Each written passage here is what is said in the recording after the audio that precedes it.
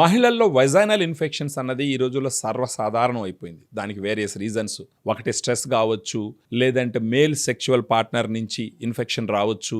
అలా కాకుండా ఏంటంటే రెగ్యులర్గా వెజైనాలో ఏదైనా ఇరిటేషన్ వచ్చిందంటే వాటర్తో క్లీన్ చేస్తూ ఉంటారు. ఈ వాటర్తో టూ మచ్గా క్లీన్ చేయడం వల్ల కూడా వెజైనల్ ఇన్ఫెక్షన్స్ మళ్ళీ మళ్ళీ వస్తాయి. రీజన్ ఏంటంటే వెజైనాలో ఉండేటటువంటి గుడ్ బ్యాక్టీరియా, లాక్టోబాసిలస్ బ్యాక్టీరియా ఈ వాటర్తో పదే పదే క్లీన్ చేసుకోవడం వల్ల వాష్అవుట్ అయిపోయిందంటే అప్పుడు అక్కడ బ్యాడ్ బ్యాక్టీరియా గ్రో అవ్వడానికి ఆ ఎన్విరాన్మెంట్ చాలా ఫేవరబుల్గా ఉంటుంది.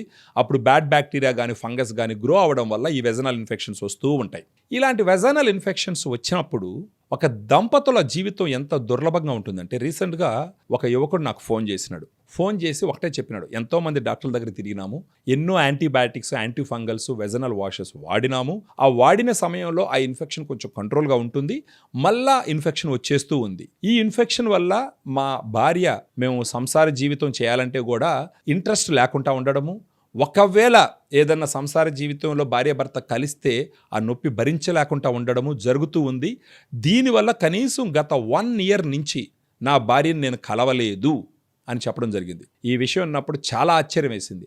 అంటే వెజైనల్ ఇన్ఫెక్షన్స్ వల్ల ఒక భార్యాభర్త 1 year పాటు వాళ్ళు కలవలేదు అని అంటే వాళ్ళ మధ్య ఉన్నటువంటి ప్రేమానురాగాలు ఏమవుతాయి? వాళ్ళ అమూల్యమైనటువంటి ఏజ్ 1 year వేస్ట్ అయ్యిందంటే అది ఎంత బాధాకరమైన విషయం. ఫర్దర్గా ఇదే సిచ్యువేషన్ కంటిన్యూ అయిందనుకోండి, ఒక 2-3 సంవత్సరాల పాటు భార్యాభర్తలకి ఒకరి మీద ఒకరికి అభిమానాలు తగ్గే అవకాశాలు ఉన్నాయి. అంటే దాంపత్య జీవితం అన్నది భార్యాభర్తల మధ్య అభిమానాన్ని, ప్రేమని పెంచడానికి ఎంతో ముఖ్యమైనటువంటి ఒక అంశం.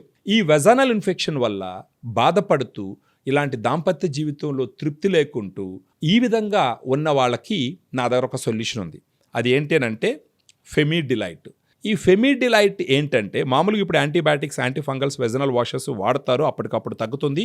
దాన్ని ఆపినారంటే మళ్ళీ వచ్చేస్తుంది. ఎందుకంటే antibiotics, anti fungals, vaginal washes ఎక్కువ రోజులు మీరు వాడలేరు. ఈ ఫెమిడిలైట్ ఏంటంటే యుఎస్ నుంచి ఇంపోర్ట్ చేసినటువంటి వెజైనల్ స్పెసిఫిక్ ప్రోబయాటిక్ స్ట్రెయిన్స్ 2 ఉంటాయి. ఇది రోజుకు ఒక క్యాప్సూల్ భోజనం చేసిన తర్వాత తీసుకొని ఒక 3 months వాడుకుంటే దీంట్లో ఉన్నటువంటి గుడ్ బ్యాక్టీరియా వల్ల వాళ్ళకి జరిగే మేలు. ఫస్ట్ వెజైనాలో వచ్చేసి ఈ గుడ్ బ్యాక్టీరియా రిస్టోర్ అయ్యి వాటి కౌంట్ పెరుగుతుంది. అలా పెరిగినప్పుడు బ్యాడ్ బ్యాక్టీరియా అక్కడ వచ్చి కూర్చొని పెరిగేదానికి అవకాశం లేకుండా ఈ గుడ్ బ్యాక్టీరియా బ్యాడ్ బ్యాక్టీరియాను కంట్రోల్ చేస్తుంది.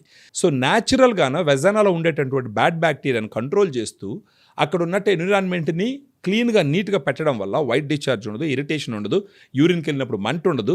ఆబ్వియస్గా భార్యాభర్తలు వాళ్ళ సంసార జీవితంలో సంతోషంగా అనుభవించవచ్చు.